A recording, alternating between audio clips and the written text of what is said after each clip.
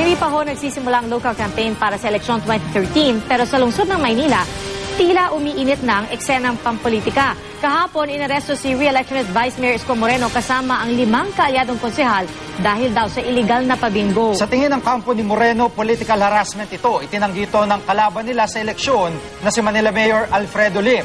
Nakalaya rin naman agad ang grupo ni Moreno dahil kulang daw ang ebidensya laban sa kanila. Nakatutok si Haji Rieta.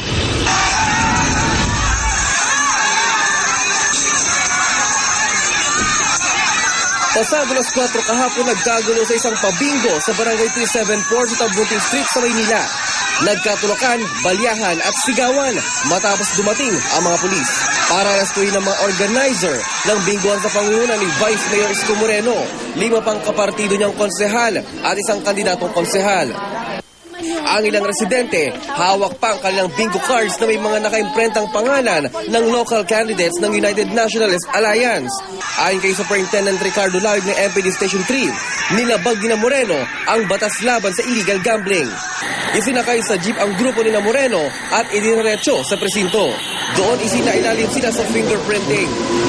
Ito pa bingo po kasi na ito, it falls under na sa illegal gambling. Lalo na po ngayon na election period, bawal na bawal po yun. Inaresto kami dahil daw yung bingo, according sa mga policeman, ay illegal gambling daw. Sa palagay naman namin hindi, sapagkat yung PD 1602, inamenda na ng RA 9287 yan, na inaalis na yan na ang bingo ay parlor games. Dinala rin sila sa ospital para sa medical examination dahil sa mga tinamumanong pasa at gasgas ni Moreno mula sa mga umarestong pulis. Hindi nagtagal, dumating na rin sa presinto si Vice President Jejomar Binay na kapartido ng mga inaresto. I'm just here in the practice of my profession to see to it that the rights of those who are being accused are amply protected. Napasugod din si dating Pangulong Joseph Estrada, running mate ni Moreno sa Maynila. Purely political harassment.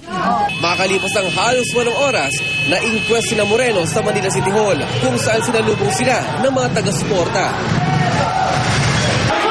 Yung mga supporters nila Vice Mayor Isko Moreno, pinipilit nilang pumasok dito sa gate. Pero yung mga guard dito sa Manila City Hall, pinagbabawalan silang pumasok dito sa loob. Pagkatapos ng halos 3 oras,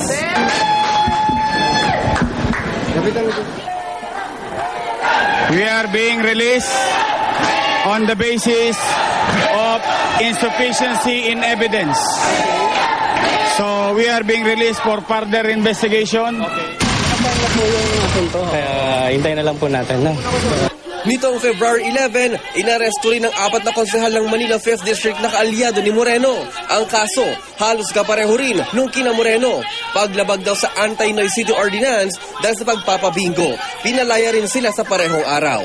Haji Rieta, nakatutok 24 oras.